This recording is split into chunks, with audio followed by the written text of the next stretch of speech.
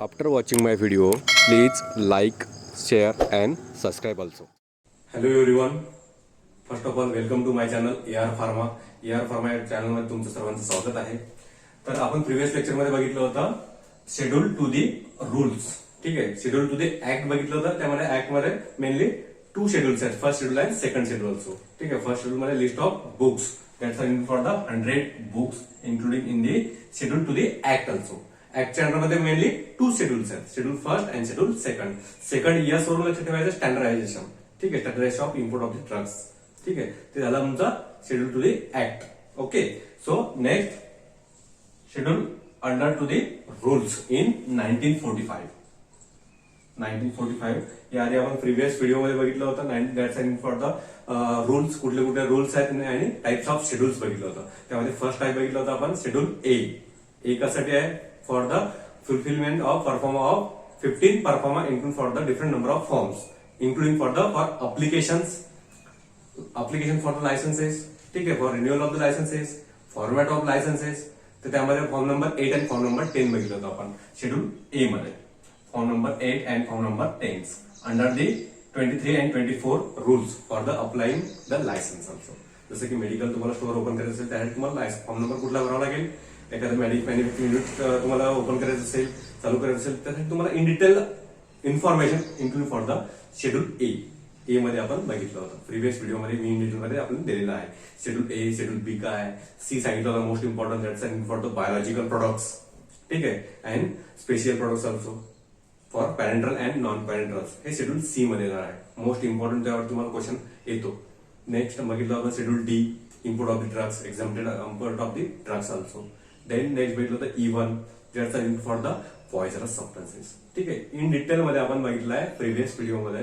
तो व्हिडिओ बघितला नसेल तुम्ही तर प्रिव्हियस मी तुम्हाला या डिस्क्रिप्शन बॉक्समध्ये लिंक शेअर करेन, त्यामध्ये इन डिटेलमध्ये बघा. जसे की त्यामध्ये मी मोस्ट इम्पॉर्टंट टर्म सांगितलं. What is by CDL, what is by SDL, what is by DTAB, drug technical advisory board. यावर तुम्हाला सिंपल क्वेश्चन येऊ शकतात. जसे की आता कोविड सिच्युएशन चालू आहे, बरोबर आहे. या कोविड सिच्युएशन मध्ये सगळ्यांचं ऑनलाईनच आहे, तर तुम्हाला थेरोटिकली लिहिण्याची काही आवश्यकता नाहीये. एक्झाम मध्ये तुम्हाला ऑब्जेक्टिव्ह टाईप क्वेश्चन येऊ शकतात. जे की डी फार्मसी सेकंड इयरला स्टुडंट आहेत, आता आय थिंक त्यांचं सर्क्युलर आलेलं आहे. D pharm second year student, त्यांना फार्मास्युटिकल ज्युरिस्प्रुडन्स सब्जेक्ट आहे, तर त्यामुळे तुम्हाला ऑब्जेक्टिव्ह टाईप क्वेश्चन येतात आणि मोस्ट ऑफ प्रमाणामध्ये या टॉपिकवरती विचारलेले जाऊ शकतात. ठीक आहे, DNC act 1940 under this schedules to the rules also. ठीक आहे, हे शेड्यूल्स तुम्ही प्रिव्हियस याच्यामध्ये बघू शकता. आपण 4 to 5 शेड्यूल्स डिस्कस केलेले आहेत. So today discuss about the types of rules under the DNC act. ठीक आहे, types of rules under the DNC act. Remaining schedules, schedule F हा टाइप आहे. These are the contents of this types also. तर schedule F कशावर लक्ष ठेवायचं? Fruits. F means fruits. Fruits तुम्ही लक्षात ठेवू शकता. शेड्यूल एफ त्याच्या अंडरमध्ये काय येतं? The space, equipment and supplied required for a blood bank. The place, space, equipment and supplied required for the blood bank also, and blood components also, and blood components. These are for the schedule F. F means fruits. Fruits म्हणून लक्षात ठेवू शकतो तुम्ही. जसं एखादा small baby आहे, तर small बेबीला आपण फ्रुट्स द्यायला सांगतो. ठीक आहे, ऍट मॉर्निंग कंडिशनला. म्हणजे तुमच्या रिलेटेड टू ब्लड तुमच्या बॉडीमध्ये रिकवर होण्यासाठी. ठीक आहे, जसं की आपण एखाद्या वेळेस आपण पेशंट ऍडमिट असतो, आपला ऍडमिट असल्यानंतर आपण काय करतो, त्याचं हिमोग्लोबिन हे प्रमाण कमी असते, त्यासाठी तुम्ही केवी फ्रुट्स सांगता त्याला करा. म्हणजे यावरून लक्षात ठेवायचं fruits that's are oriented in to the blood banks and include for the blood components also. ठीक आहे, यावरून फ्रुट्स लक्षात ठेवायचं that's related to the blood bank. हा एक वर्ड तुमच्यासाठी खूप महत्वाचा आहे, ब्लड बँक. ठीक आहे, then F1 that's are in for the 3 types, F1, F2 and F3 also. F1 means for bacterial origins. ठीक आहे, एखादा स्मॉल बेबी थोडा मोठा झाल्यानंतर आपण त्याला वॅक्सिनेशन करतो. ठीक आहे, that's are for the vaccination, viral vaccine, bacterial vaccines. ठीक आहे, फॉर एनिमल ओरिजिन ऑल्सो. ठीक आहे, that's are for the sera from living animals. जसं example sera for living animals also. Bacterial vaccine आणि व्हायरल वॅक्सिन मीन्स यामध्ये vaccination हा एक word खूप महत्वाचा आहे, वॅक्सिनेशन. ठीक आहे, that's in for the F1. ठीक आहे. F वरून लक्षात ठेवायचं F1 मीन्स स्मॉल बेबीला आपण त्याला फ्रुट्स देणार, किवी फ्रुट्स, त्यांनी ब्लड त्याचं चांगल्या प्रमाणे राहील. ब्लडचं इंटेक बॉडीमध्ये जे आपल्याला पाहिजे आयडियल ते प्रमाणामध्ये कव्हर होऊन जाईल. F1 मीन्स तो थोडा 1-2 महिने झाला तर बेबी एक इमॅजिन करू शकतो तुम्ही. स्मॉल बेबी थोडा मोठा झाला तर काय करणार तुम्ही त्याला व्हॅक्सिनेशन देणार. Means bacterial vaccination, production of bacterial vaccination, then production of viral vaccination, production of sera from living organisms also, living animals also, sorry. ठीक आहे. These are the all related to the vaccinations. Vaccine हा एक word महत्वाचा त्यामध्ये bacterial origins. ठीक आहे. Bacterial, viral, living animals also. Then F2 that's for the standardization for surgical dressing. Standardization for surgical dressings. ठीक आहे. तो बेबी थोडा मोठा झाला. ठीक आहे. 1-2 वर्षात झाला, तो खेळायला लागल्यानंतर काय होईल त्याचं ब्लड हे कधी खेळता त्याला थोडं इंजुरी झाली पायाला, तर काय होईल तुमचं ब्लड हे वेस्ट आहे. ठीक आहे. तर वेस्ट गेल्यानंतर तुम्ही काय करणार त्याला ड्रेसिंग करणार. बरोबर आहे. तर ड्रेसिंग हा वर्ड लक्षात ठेवले तुम्ही. स्टार्टिंगला फ्रुट्सचे ओरिएंटेड ब्लड बँक. F1 त्याला तुम्ही व्हॅक्सिन देणार. व्हॅक्सिनेशन नंतर F1 मध्ये व्हॅक्सिनेशन येईल. F2 मध्ये काय सांगितलं तुम्हाला त्याचा for the surgical dressing. Means त्या बाळाला थोडं लागलेलं आहे, ब्लड थोडं वेस्ट जात आहे, तर त्या ठिकाणी तुम्ही त्याला थांबवण्यासाठी काय करणार ड्रेसिंग करणार. ठीक आहे. तर standardisation for surgical dressing include for the F2 type schedule. Then F3 जसं की प्रेग्नंट वुमन असतात. प्रेग्नंट वुमनच्या वेळेस आपण हे करतो, ज्यावेळेस प्लासेंटामधून तो बाहेर येतो, तर त्यावेळेस ज्यावेळेस बाहेर येतो बेबी इन प्रेग्नंट वुमन पासून. ठीक आहे. तर त्यावेळेस काय होते ब्लडचं हे वेस्टेज जास्त होते. तुमचं ब्लड हे क्लॉटिंग म्हणजे ब्लड जास्त प्रमाणामध्ये वाहते, तर ते तुम्हाला काय करायचं आहे ते थांबवायचं आहे. तर त्या ठिकाणी तुम्हाला काय यूज करणार तुम्ही त्याची UT means umbilical taps.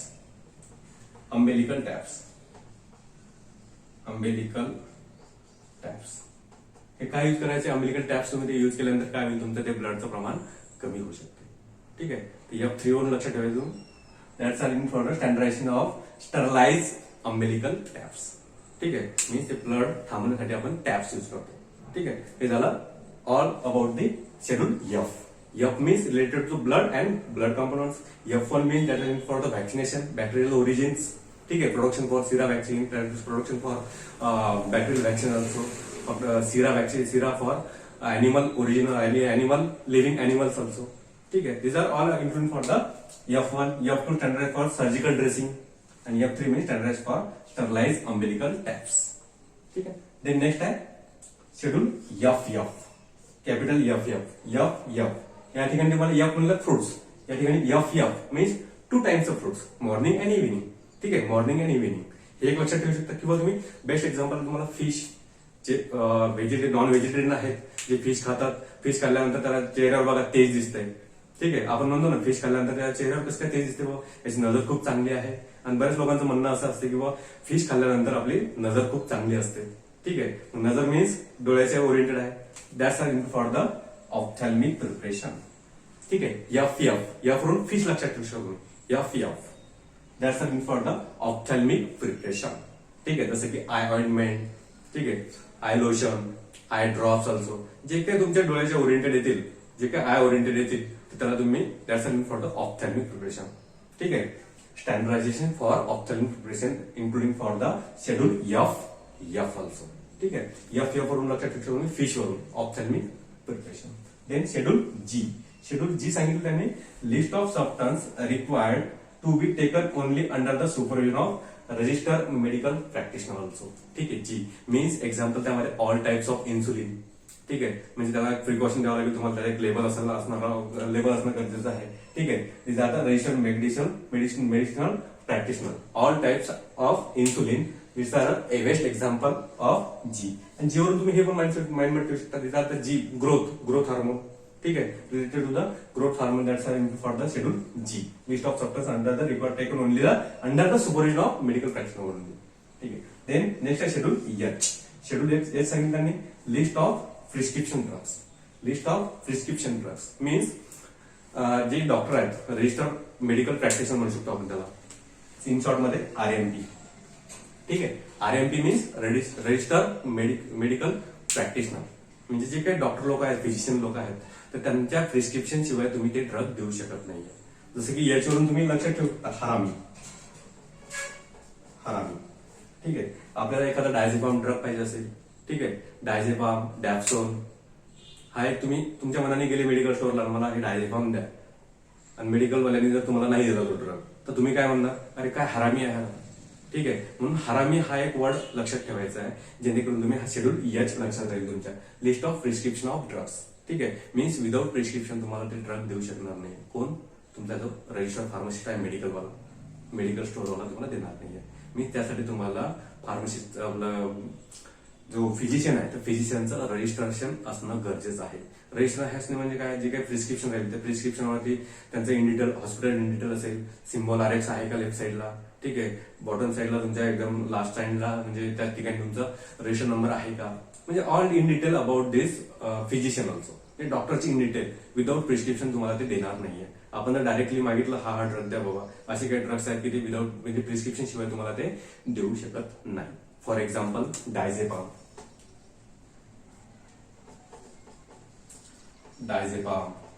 Dapsone, ठीक आहे, डायझेपाम, डॅप्सोन, और एंटीबायोटिक्स ऑल्सो, ciprofloxacin, norfloxacin, ठीक आहे. There are so many examples including for the schedule H also. Schedule H कशा लक्षात ठेवायचं, हरामीपणा. प्रिव्हियस मध्ये आपण बघितलं H and H1 that's are include for the all types of antibiotics. ठीक आहे. एचच्या अंडरमध्ये H1 पण आहे, this are related include for the types of antibiotics also, जसे की ciprofloxacin, norfloxacin, this are the example include for the H1 drugs. ठीक आहे. नेक्स्ट बघणार आपण J, शेड्यूल J.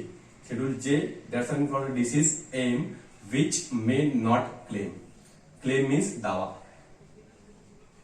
म्हणजे असे काही डिसीज आहेत की त्यावरती आपण क्लेम करू शकत नाहीये. जसं की आता सध्याच्या सिच्युएशन मध्ये बघितलं असेल तुम्ही, कोविड-19 मध्ये स्टार्टिंगला ज्यावेळेस फर्स्ट स्टेज होती कोविडची, तर त्या ठिकाणी तुम्हाला अँटी मलेरियल ड्रग देत होते. ठीक आहे. Anti malarial drugs, anti malarial drug का देत होते, आपण त्यावरती क्लेम नाही करू शकत, बरोबर आहे का, कारण त्यावरती तुमची ट्रीटमेंट नव्हती. फर्स्ट स्टेज आठवा, फर्स्ट स्टेजला कोविडला तुम्हाला अँटी मलेरियल ड्रग्स देत होते. ठीक आहे. Means disease M which may not claim or prevent the cure. ठीक आहे. मीन्स काही डिसीज क्युअर होत होते और प्रिव्हेंट करू शकतो आपण त्याला, की असं की जसं की फॉर एक्झाम्पल एड्स मध्ये आपण अँटीव्हायरल ड्रग देतो. ठीक आहे. अँटीव्हायरल ड्रग का देतो, कारण की त्या ठिकाणी तुमचं एड्सचं प्रमाण थोडं कमी व्हावं. ठीक आहे. जसं की कॅन्सर, डायबिटीज, अशा काही पेशंटला आपण त्यावरती प्रॉपर ट्रीटमेंट नाहीये. ठीक आहे. मीन्स जे काही तुम्हाला असे काही डिसीज आहेत त्या डिसीजवरती प्रॉपर तुम्ही ट्रीटमेंट देऊ शकत नाहीये, तर त्या ठिकाणी आपण ते होल्ड करण्यासाठी किंवा काही दिवस त्याचे टिकण्यासाठी तो डिसीज लवकर बरा व्हावा म्हणून त्या ठिकाणी ते अप्लाय करतात किंवा त्या ठिकाणी ती ट्रीटमेंट दिल्या जातात. जसं की बेस्ट एक्झाम्पल आहे, कोविडमध्ये तुम्ही अँटीमलेरियल ड्रग देत होते स्टार्टिंगला. ठीक आहे. जसं की आता व्हॅक्सिन पण देत होते, व्हॅक्सिन नाही सॉरी, आपला हा एक रॅमडेसिविर म्हणत होतो आपण इंजेक्शन. ठीक आहे. तर रॅमडेसिविर इंजेक्शन सध्या बंद केलेलं आहे, तर प्रिव्हियस देत होते. ठीक आहे. हे का देत होते, की अशा डिसीज मध्ये आपण काय करू शकतो, क्लेम नाही करू शकत. ठीक आहे. त्यामध्ये ते होल्ड करू शकतो आपण तो डिसीज. तर तेव्हा येणार तुमचा शेड्यूल J मध्ये, disease M which may not claim or prevent the cure of disease. जसे की एक्झाम्पल एड्स आहे, कॅन्सर आहे तुमचा, डायबिटिक आहे. ठीक आहे. This are so many disease include for this include the schedule J. Then next schedule K. Schedule K मध्ये सांगितलं drugs exempted for a certain provision relating to the manufacturing of the drugs and sale of the drugs also. ठीक आहे. हे येणार तुमचा schedule K मध्ये. Then next आहे schedule L1. L1 that's are for the GLP. That is a full form of GLP. L1 लक्षात ठेवू शकतो तुम्ही. L means GLP means good laboratory practices. Good laboratory practices. ठीक आहे. That's are include for the schedule L1. Schedule L1. ठीक आहे. Not a L1 आहे. याआधी आपण जे बघितलं K अँड L1. ठीक आहे. जे मध्ये असे काही डिसीज आहेत की त्यावरती आपण जज नाही करू शकत किंवा असं त्यावरती क्लेम नाही करू शकत. क्लेम मीन्स दावा नाही करू शकत त्या ठिकाणी. K मध्ये सांगितलं drugs exempted from the certain provision related to the manufacturing of the drugs and selling of the drugs also. Then L1 म्हणून तुम्ही लक्षात ठेवू शकता GLP means good laboratory practices. ज्या ठिकाणी तुम्ही एखादा रॉ मटेरियल सॅम्पल आहे त्या सॅम्पलिंगचं तुम्ही अनालिसिस करत असाल तर त्या ठिकाणची कंडिशन जे आपण हे करतो त्याला म्हणू शकतो तुम्ही हायजेनिक कंडिशन आहे का, त्या ठिकाणचं क्लिनिंग आहे का for small scale preparation and large scale preparation also. ठीक आहे.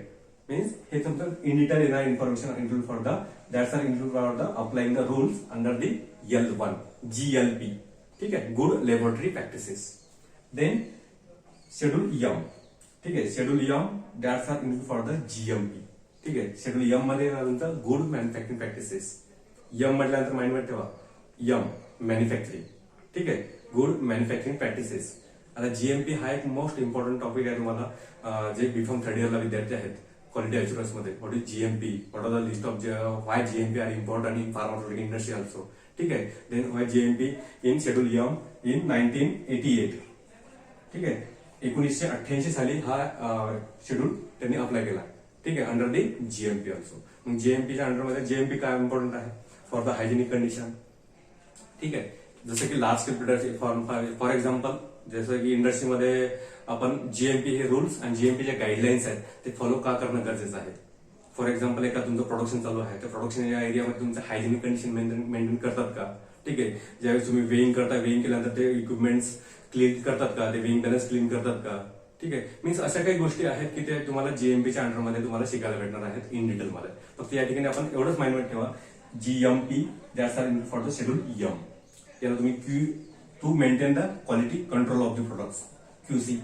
ठीक आहे, means GMP under the two parts, part first and part second. ठीक आहे, शेड्यूल यम कशामध्ये येणार तुमचा जीएमपीच्या अंडरमध्ये. जीएमपी मध्ये that's are for the part first and part second. ठीक आहे, हे टाइप्स आहेत that's are for the M1, M2 and M3. हे डिटेल बघणार आहोत. आणि जीएमपीच्या अंडरमध्ये part first and part second.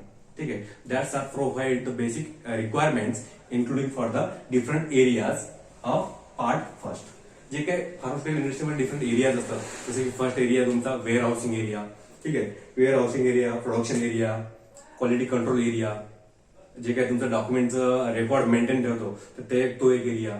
ठीक आहे, so many different area include for the part first. General requirements include for the part first also. Then part second. Part second मध्ये काय येणार आहे, जे तुम्ही इक्विपमेंट युज कराल, जसं की for example basic requirements and equipments include for the external preparation also, internal preparation also. Then that's are liquid preparation include for the syrup, suspension.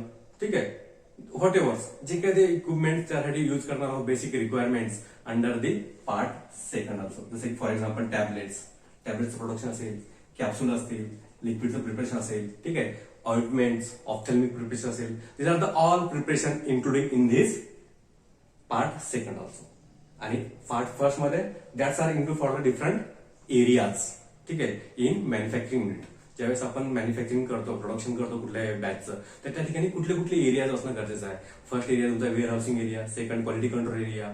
ठीक आहे, this are the so many areas including for part first under the GMP also to maintain the quality of product. GMP का करणं गरजेचं आहे, हा एक तुम्हाला question येऊ शकतो एक्झाम मध्ये. Why GMP are important to maintain the product quality. क्वालिटीची आपण त्याला म्हणू शकतो प्युरिटी, सेफ्टी, इफिकसी. ठीक आहे, this are the all parameters including for the under the GMP. GMP हा एक खूप महत्वाचा रोल आहे शेड्यूल यम मध्ये. तर केव्हा एस्टॅब्लिश झाला इन 1988. हा शेड्यूल केव्हा एस्टॅब्लिश झाला 1988 under the GMP rules also. ठीक आहे, जे काही गव्हर्नमेंटच्या गाईडलाईन्स आहेत त्या तुम्हाला फॉलो करणं गरजेचं आहे. जीएमपी शेड्यूल यम हा मोस्ट इम्पॉर्टंट आहे. They are include for the part first and part second. Then next one आहे त्यामध्ये schedule M1 that's are include for the homeopathic preparations. ठीक आहे, होमिओपॅथिक प्रिपरेशन्स. ठीक आहे, होमिओपॅथिक प्रिपरेशन येतात तुमच्या ते कशामध्ये ना शेड्यूल यम मध्ये. For the preparation or manufacturing of the homeopathic preparations include for the schedule M1. Then M2 that's are include for the basic requirements for cosmetic preparation also schedule M2. Then remaining medical devices, जसे की आपण medical devices मध्ये thermometer म्हणू शकतो, आपण stethoscope म्हणू शकतो. ठीक आहे, बीपी अपरेटर्स असेल. This are the so many medical devices include for the basic requirements include for M3 also. M under the there are include for the two parts, part first and part second. Part first मध्ये आपण basic म्हणू शकतो मी ophthalmic preparation, solid doses form preparation, oral liquid preparations. ठीक आहे, this are the all preparation include for the part first also. Then second part, त्यासाठी जे काही इक्विपमेंट लागणार आहे, जे काही प्रोडक्शन आपण करणार आहोत, for production of tablets, manufacture of tablets, manufacture of liquids, manufacture of ophthalmic preparations. ठीक आहे, this are the basic needs and basic requirements include for the part second under the GMP also. ठीक आहे, इथपर्यंत clear आहे सर्वांचं. Schedule J, schedule K, L1, M1, M2 and M3 also. M, it is the most important and established in year 1988. For schedule M. M वरून mind मध्ये ठेवू शकता तुम्ही. M yes, QM yes, quality management system. ठीक आहे, means त्या ठिकाणी जे प्रोडक्शन आहे त्या प्रोडक्टचं क्वालिटी ही मेंटेन असायला पाहिजे. ठीक आहे, मेंटेन केव्हा राहील, ज्यावेळेस तुम्ही त्याचा अनालाइज कराल, फॉर द स्टँडर्डायझेशन सोबत त्याला मॅच कराल. तर हे सगळ्या बेसिक नीड्स आहेत, बेसिक सम इम्पॉर्टंट टर्म्स आहेत under the guideline for GMP also. जे शेड्यूल एन, याआधी आपण यम बघितलं, M1, M2 and M3 also. Next schedule type N and that's are in for the different contents.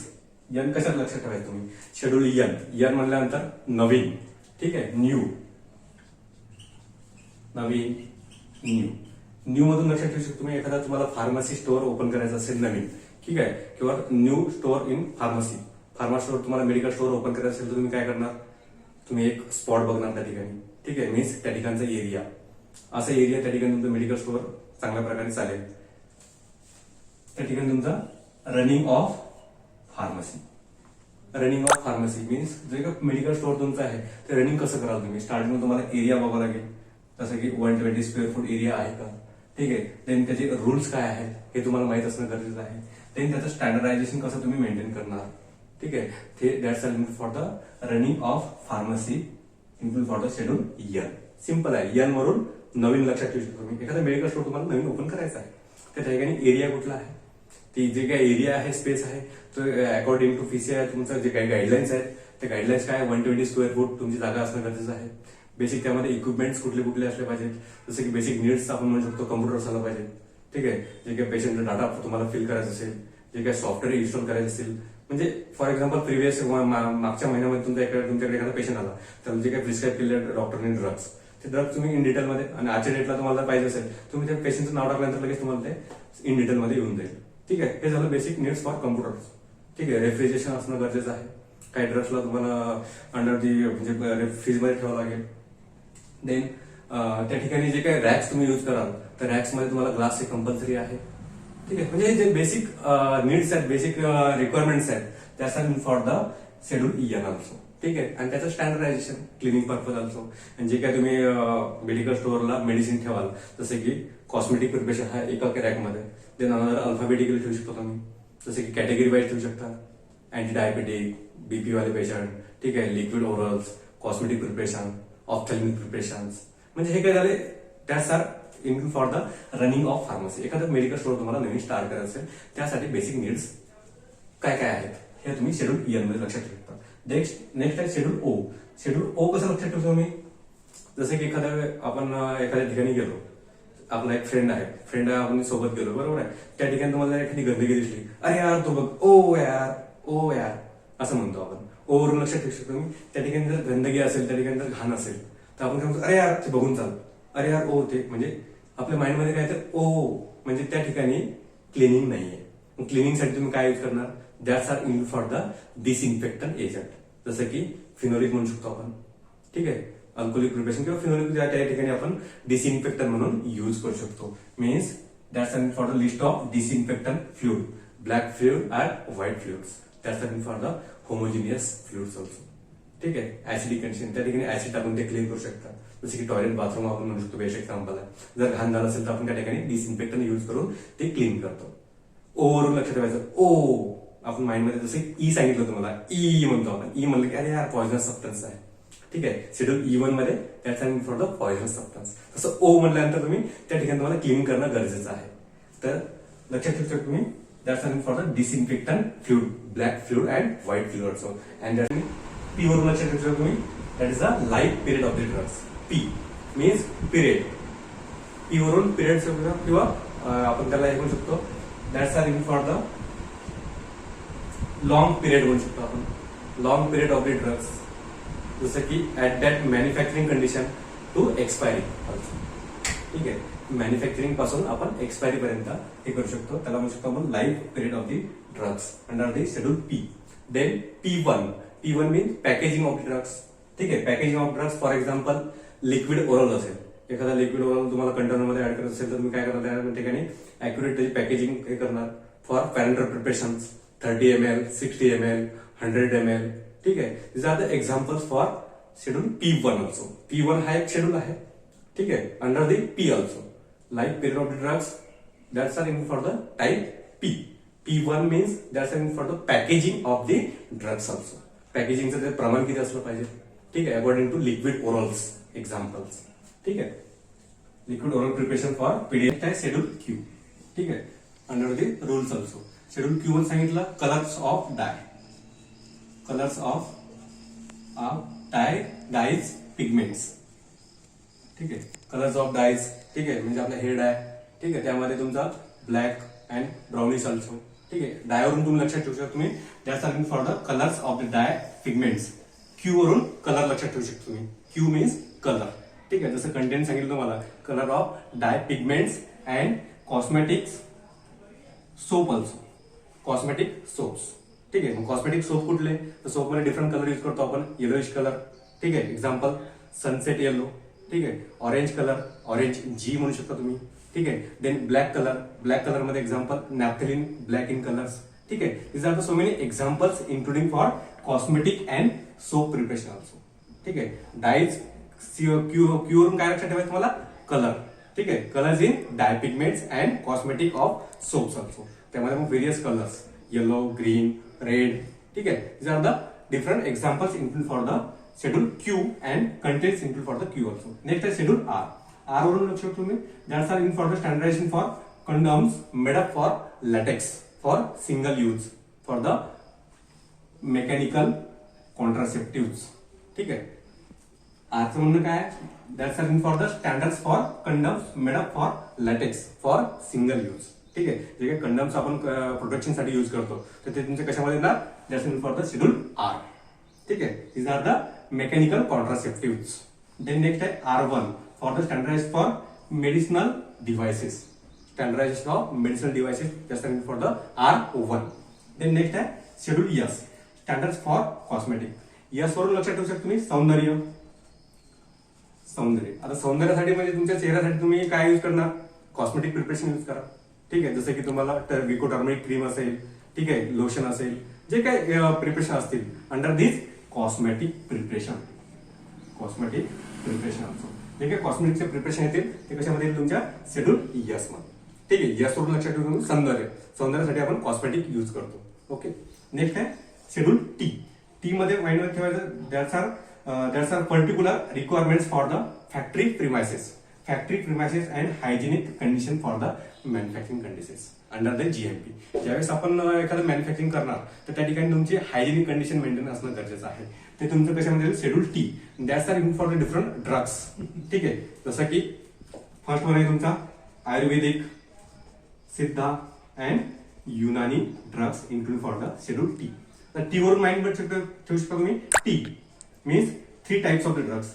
T first initial आहे T. 3 types of the drugs that's are in for the Ayurvedic drugs, Siddha drugs and Unani drugs. ठीक आहे, these are the particular requirement for the factory premises in this include for the manufacturing purpose of the drugs also. Then next is schedule U. U मध्ये mind में ठेवायचं manufacturing of records for drugs. ठीक आहे, manufacturing records of the drugs means त्याला म्हणू शकतो तुम्ही analytical records. Analytical records जसं की pre formulation after the finish the products. ठीक आहे, ज्यावेळेस प्रोडक्ट तुम्ही फिनिश कराल त्यासाठी तुम्हाला अनालिसिस स्टडी करावं लागेल आणि त्याचं तुम्हाला रेकॉर्ड हे मेंटेन करायचं आहे. तर त्यासाठी क्रायटेरिया आहे तुमचा 5 years. ठीक आहे, मीन्स आजच्या डेटला जर तुम्ही मॅन्युफॅक्चरिंग करत असाल तर after that 5 year after manufacturing for today's आजच्या तारखेपासून 5 वर्षासाठी तुम्हाला हा डाटा हा रेकॉर्ड तुमच्या रजिस्टर मध्ये असणं गरजेचं आहे. ठीक आहे, ते ना तुमचं यू मध्ये for maintaining the record in to the register also manufacturing record of the drugs. Then U1 manufacturing record for cosmetics. जसं की यू मध्ये only manufacturing record for the drugs आणि U1 मध्ये कॉस्मेटिक्स ऑल्सो. ठीक आहे, हे झालं तुमचं schedule Q, R1, S, T, U and U1 also. Next आहे शेड्यूल V. V वरून लक्षात ठेवा तुम्ही VIP. ठीक आहे, VIP पर्सन. त्यामध्ये standardisation for patent or property medicines.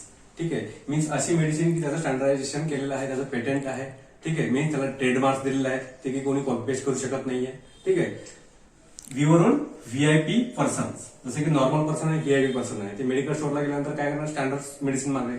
ठीक आहे, म्हणजे VIP जास्त महागडी मेडिसिन हे करेल. मीन्स ज्याला त्याचं पेटेंट आहे मार्केटमध्ये, patent or property medicines. That's for the schedule type V also. V वरून व्हीआयपी लक्षात ठेवायचं तुम्हाला. ठीक आहे. ज्या सांगितलं for the list of standards for patents or productive medicines. Then next आहे शेड्यूल डब्ल्यू. डब्ल्यू वरून list of drugs which are to be marketed under the generic name. ठीक आहे. मेडिकल स्टोअर मध्ये जर तुम्ही गेला तर मेडिकल स्टोअर मार्केटमध्ये काय जेनरिकची मेडिसिन आहे आणि एक स्टँडर्ड मेडिसिन आहे. बरोबर आहे.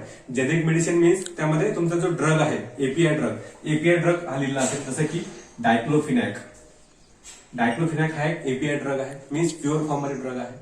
ठीक आहे. त्याचं एपीआय ड्रगचं कंटेंट. ठीक आहे. त्यावरती तुमचा कंटेंट येणार किंवा जे एखादा डॉक्टर तुम्हाला प्रिस्क्राईब करत असेल तुम्हाला डायक्लोफिनॅक टॅब्लेट्स हा एक प्रिस्क्राईब करू शकतो. देन त्याचं ते जेनरिक नेम म्हणलं आपण त्याला म्हणू शकतो आपण ओल्टार्न त्याचं एक स्टँडर्ड नेम झालं. ठीक आहे. जेनरिक नेम आणि जेनरिक मध्ये काय तुमचं name of the API drugs असतो. ठीक आहे. जसं की डायक्लोपॅरा हे काय झालं तुमचं डायक्लोपॅरा म्हणजे त्यामध्ये प्रॉपर वर्ड वापरला की डायक्लोफिनॅक प्लस पॅरासिटामॉल आहे का नाहीये. ऍसिक्लोपॅरा म्हणजे हे झालं तुमचं स्टँडर्ड वर्ड आणि दुसरं झालं जेनरिक वर्ड. तर तुम्हाला जे त्या ठिकाणी काय आहे तुमचं जास्त for the under the generic name of schedule W मध्ये list of drugs which are marketed under the generic name. म्हणजे जेनरिक नेम जे आहेत मार्केटमध्ये ते तुमचे शेड्यूल डब्ल्यू मध्ये येणार. देन नेक्स्ट आहे शेड्यूल एक्स. शेड्यूल एक्स मध्ये सांगितलं list of drugs whole import of the licence authority of the manufacturing and selling of the drugs also. Means यामध्ये असे काही ड्रग्स यूज केले जातात हॅबिच्युअल ड्रग्स म्हणू शकतो मी. म्हणजे काय असे काही ड्रग की तुम्हाला त्याची हॅबिट होईल.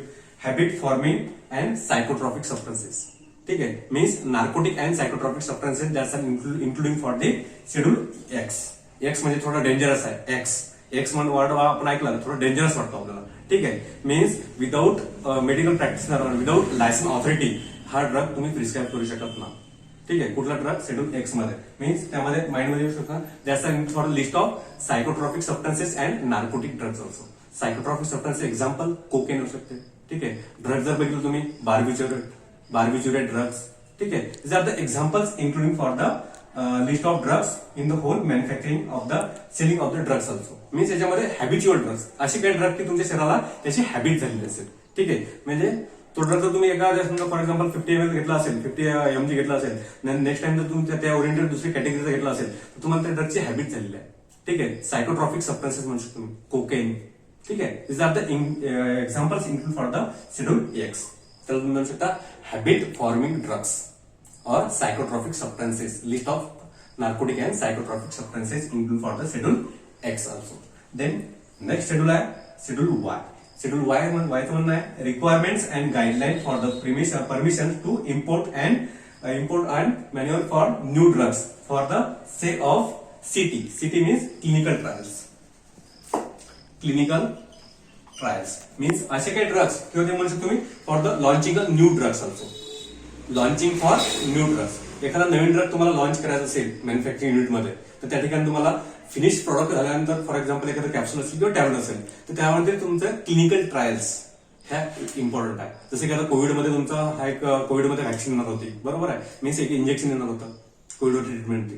पण ट्रीटमेंट फर्स्ट फेज मध्ये तुम्हाला ट्रीटमेंट नव्हती. ठीक आहे. तर ट्रीटमेंट का नव्हती कारण त्यावरती क्लिनिकल ट्रायल्स चालू होत्या. जरी तुमचा प्रोडक्ट आजच्या डेटला मॅन्युफॅक्चर झाला असेल त्यानंतर त्याला क्लिनिकल ट्रायल करणं हे गरजेचं आहे. ठीक आहे. तर ते कशामध्ये येणार तुमचं फॉर द शेड्यूल वाय. त्यानंतर तुमचा इम्पोर्ट होऊ शकतो drug one country to another country. Without clinical trial हा येऊ शकत नाही. ठीक आहे. पहिले त्याचा अॅनिमलवर स्टडी करणं गरजेचं आहे. मग क्लिनिकल ट्रायल्स मध्ये that's for the different phases. Phase first, phase second, phase third also. ठीक आहे. तर हे झालं तुमचं शेड्यूल वाय मध्ये requirements and guideline for the permission for import and manufacturing of the new drugs. त्याच्या काही जे गाईडलाईन्स आहेत त्याचे काही जे काही इम्पोर्ट सिस्टमचे लायसन्स आहेत ते हे तुम्हाला याच्यामध्ये येणार कशामध्ये शेड्यूल वाय मध्ये for launching of new drugs. त्यामध्ये मेन वर्ड आहे for launching a new drugs or include for the clinical trial. त्यावरती क्लिनिकल ट्रायल त्याची स्टडी होणं गरजेचं आहे. ठीक आहे. हे झाले आपले total number of schedules. Video जर आवडला असेल तर शेअर करा मित्रांनो आणि सबस्क्राईब करायला विसरू नका. Thank you so much. क्या बात है.